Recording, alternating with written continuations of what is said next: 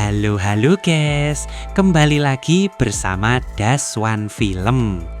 Kali ini Daswan Film akan menceritakan alur cerita yang cukup ngebikin Anda pingin gelut. Tanpa berlama-lama, mari kita nobar. Kisah berfokus pada seorang beekeeper, pemelihara lebah bernama Adam Clay. Ia hidup tenang di rumah milik seorang wanita tua bernama Nyonya Parker.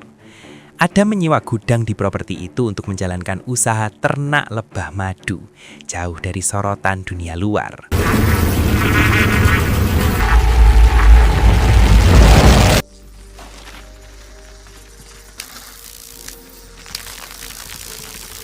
Saat Adam sibuk merawat sarang-sarangnya, Nyonya Parker terlihat panik di depan laptopnya. Tiba-tiba muncul peringatan bahwa perangkatnya terkena virus, lengkap dengan nomor telepon bantuan teknis. Karena kurang paham teknologi, ia pun dengan polos menghubungi nomor tersebut, berharap masalahnya segera teratasi. I got one. Please. United Data Group, good afternoon. Hello, I just got a message saying that there's a problem with my computer. Namun, itu hanyalah jebakan. Modus kejahatan yang dikenal sebagai phishing, penipuan untuk mencuri data dan identitas pribadi korban. Dalam kasus ini, Nyonya Parker menjadi sasaran empuk. Pelakunya bukan individu tunggal, melainkan sebuah perusahaan besar yang dikelola oleh manajer bernama Garnett. Dengan manipulasi yang rapi dan meyakinkan, mereka berhasil menguras seluruh tabungan di rekening Nyonya Parker tanpa sisa. Friend.net.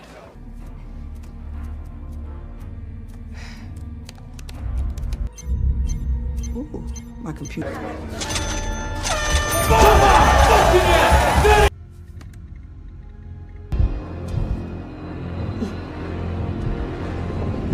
Kembali ke Adam yang tengah mengemas madu hasil ternaknya. Ia mengambil satu botol untuk diberikan kepada Nyonya Parker.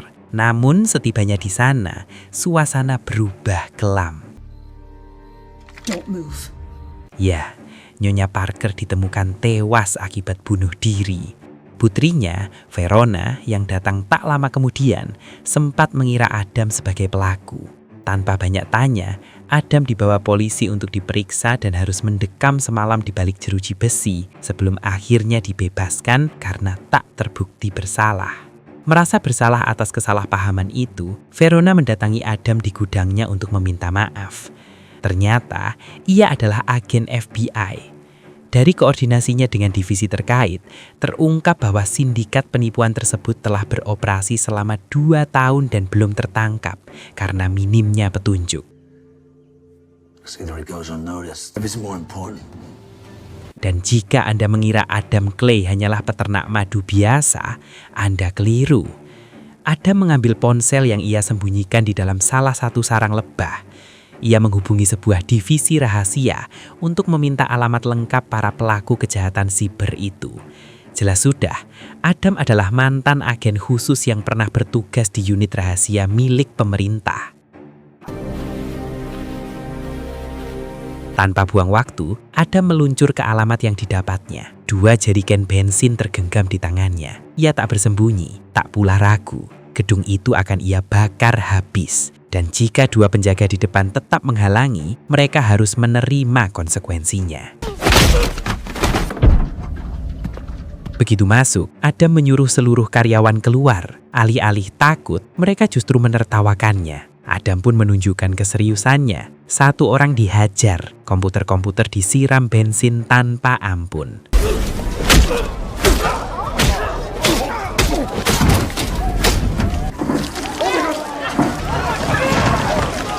Tak lama, Garnett sang manajer muncul bersama lebih banyak penjaga.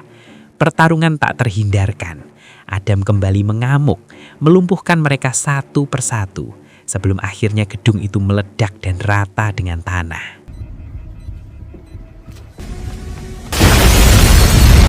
Melihat usahanya hancur, Garnett segera menghubungi atasannya. Sosok itu masih muda, Derek, anak orang kaya yang diam-diam menjalankan kerajaan bisnis ilegal dunia maya.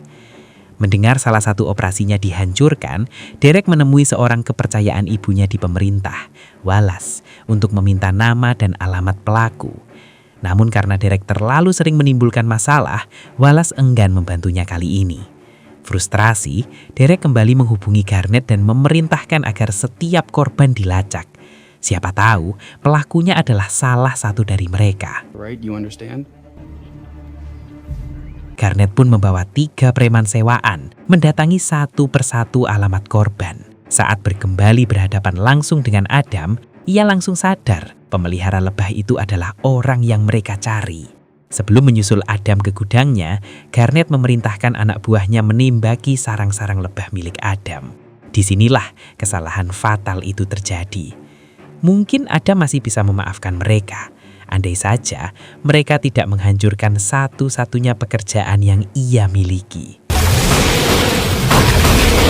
Setibanya di gudang, mereka kembali bertindak bodoh, menghancurkan botol-botol madu tanpa sisa. Dan ketika Adam menyadari semuanya, satu hal menjadi pasti, mereka akan menanggung akibatnya.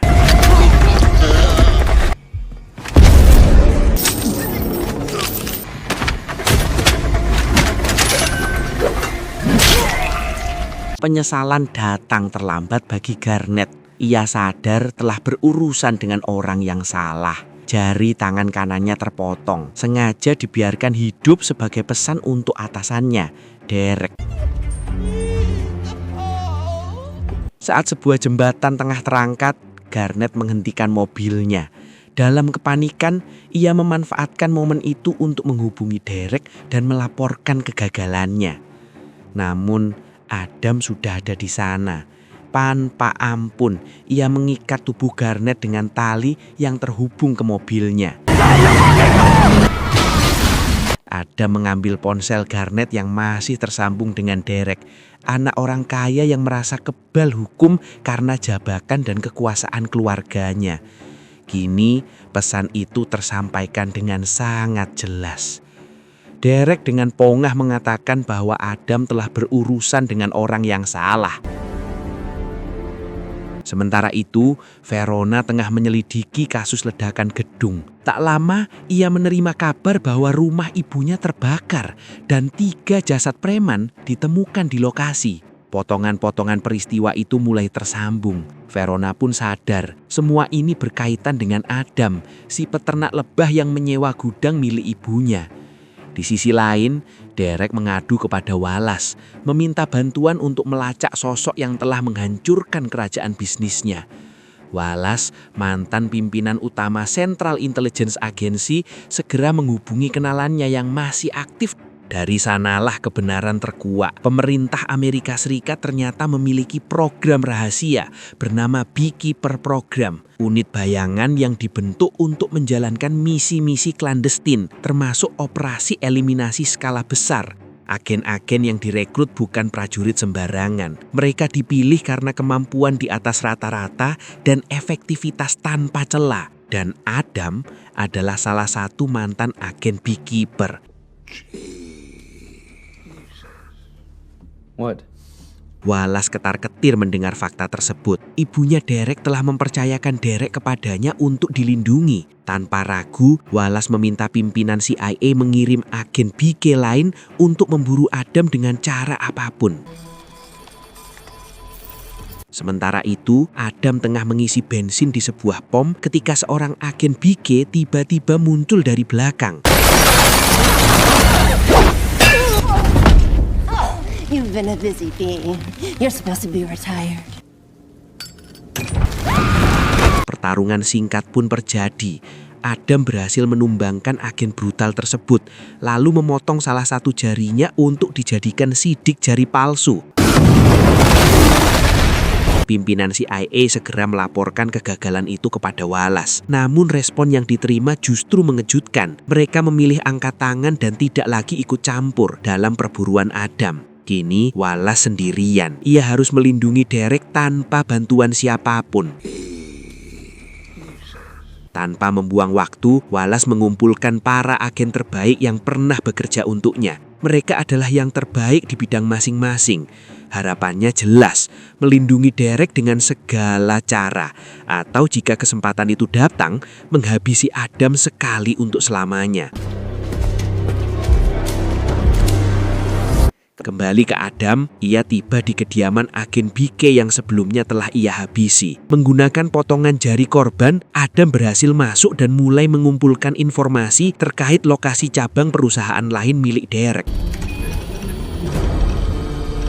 Sementara itu, Verona berada di markas pusat FBI. Ia menduga target Adam berikutnya adalah gedung perusahaan yang sama seperti yang sebelumnya telah diledakkan. Pimpinan FBI pun bersiap mengerahkan pasukan khusus untuk mengamankan lokasi tersebut. Namun saat pasukan FBI hendak masuk, mereka dihadang oleh tim CIA yang sudah lebih dulu berada di sana, jelas atas perintah Wallace. FBI diminta berjaga di luar dan menyerahkan seluruh urusan di dalam gedung kepada CIA. Di dalam gedung, seorang manajer tengah memberi arahan kepada para karyawan sebelum tim CIA masuk dan meminta mereka pulang demi keselamatan. Namun sang manajer justru menyuruh pimpinan CIA berbicara langsung dengan Derek.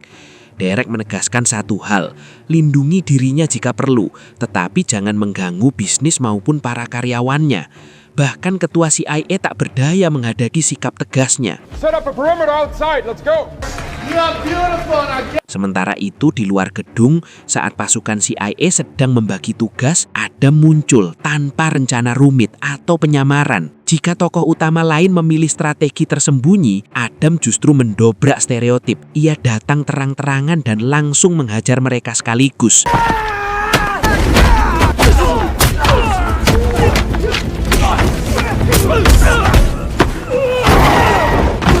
Adam langsung masuk ke dalam gedung dan berbaur di antara para karyawan. Tak butuh waktu lama hingga tim CIA menyadari keberadaannya dan melepaskan tembakan secara babi buta.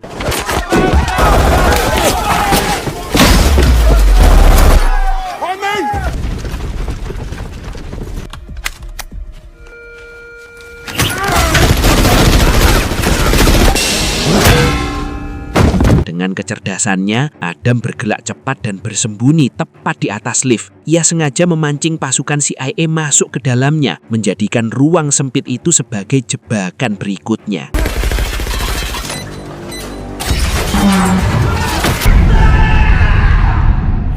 Setelah seluruh tim CIA tumbang, Adam kembali masuk dan menginterogasi sang manajer. Ia menuntut jawaban, siapa dalang dibalik semua ini dan di mana ia tinggal. Kebenaran yang terungkap mengejutkan. Derek ternyata adalah anak dari presiden perempuan Amerika Serikat yang baru dilantik tahun ini. Jika skandal ini sampai bocor ke publik, dampaknya akan sangat besar. Hey, I will. Let me show you. Yes, Derek, what do you want? Hey, Mom. No, nothing. I was just, thinking about you. I miss you. Madam President, Funmi Lawal, Hello, good to meet you. Sola Oyamade. Tak lama kemudian, Verona dan pasukan FBI masuk ke lokasi. Adam memilih pergi. Verona pun sama terkejutnya saat melihat foto Derek di laptop sang manajer dan menyadari bahwa Derek adalah pemilik perusahaan abal-abal tersebut. Setelah penyelidikan lebih lanjut, Verona menemukan fakta yang lebih mengejutkan. Sebagian besar pendapatan perusahaan itu pernah digunakan sebagai modal kampanye ibu presiden. Artinya, orang nomor satu di Amerika Serikat saat ini memiliki keterkaitan langsung dengan perusahaan pembobol uang rakyat. Sementara Derek hanyalah sosok muda yang ditunjuk untuk mengelola bisnis gelap tersebut. In this very office to identify financial fraud. Karena kasus ini menyangkut urusan kenegaraan, atasan Verona memerintahkannya untuk tetap tutup mulut dan fokus pada tugasnya. Soal tuduhan serius tersebut, biar pimpinan yang menyelidikinya sendiri. Thank you. Beralih ke kediaman Ibu Presiden Amerika Serikat, penjagaan dipertegas demi melindungi Derek dari ancaman Adam. Verona pun diturunkan langsung untuk mengamankan jalannya acara kenegaraan. Bahkan, Wallace sampai menyewa pasukan tentara bayaran yang dipimpin oleh Lazarus demi memastikan Derek tetap aman dalam situasi apapun. Adam telah menyiapkan rencananya untuk menyusup ke kediaman presiden. Ia menggunakan gorong-gorong sebagai jalur utama, lalu diam-diam menaiki salah satu kendaraan pembawa tentara bayaran saat proses pemeriksaan berlangsung.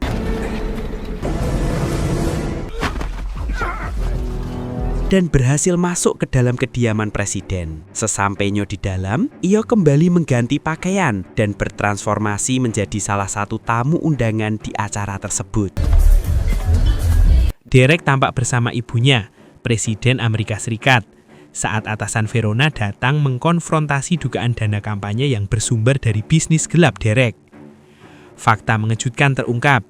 Sang presiden benar-benar tidak mengetahui aktivitas haram yang dijalankan anaknya. Derek selama ini bergerak diam-diam tanpa sepengetahuan ibunya. Situasi pun memanas, terlebih karena atasan Verona berada di ruangan itu dan mendengar langsung sebuah pengakuan yang terlontar. Dalam kepanikan dan kenekatan, Derek tiba-tiba mengambil pistol dan menembak atasan Verona hingga tewas seketika. Sementara itu, Adam tampak berbaur santai di antara para tamu. Ia bahkan sengaja menampakkan diri di hadapan Verona, memancing kepanikan. Seketika seluruh penjaga dan tentara bayaran dikerahkan untuk memburu Adam keluar area acara. Place your fingers behind your head. Tanpa disadari siapapun, di tangan Adam tergenggam sebuah remote kecil, pemicu bom yang sebelumnya telah ia pasang di salah satu kendaraan. Saat momen yang ditunggu tiba, ia pun menekan tombol tersebut.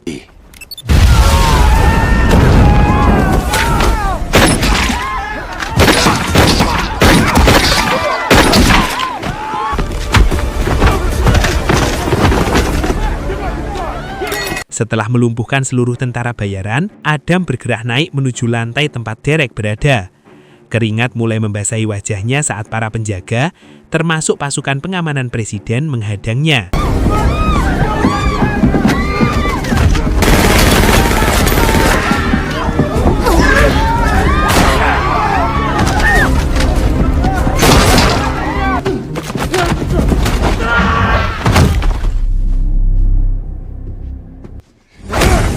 Di tengah kekacauan itu, Lazarus yang sempat dikira tewas ternyata masih hidup.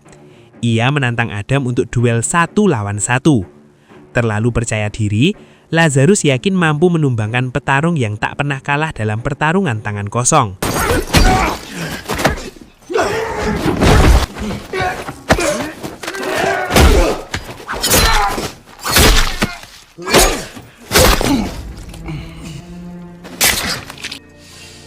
Setelah menuntaskan duel dengan Lazarus, Adam Clay dihampiri oleh Wallace. Ia membujuk Adam untuk memikirkan ulang niat balas dendamnya. Namun tekad Adam tak tergoyahkan. Ia tetap mendobrak masuk ke ruangan tempat Derek bersembunyi. Dalam kepanikan, Derek menjadikan ibunya, Presiden Amerika Serikat, sebagai sandaran. Situasi membeku ketika Verona dan rekannya masuk ke ruangan tersebut. Tepat saat Derek benar-benar berniat menembak kepala ibunya sendiri. Menyadari bahwa tindakan Adam selama ini bukan tanpa alasan, Verona akhirnya membiarkannya pergi. Setelah semuanya usai, Adam Clay mengambil kembali perlengkapannya dan meninggalkan lokasi tanpa jejak.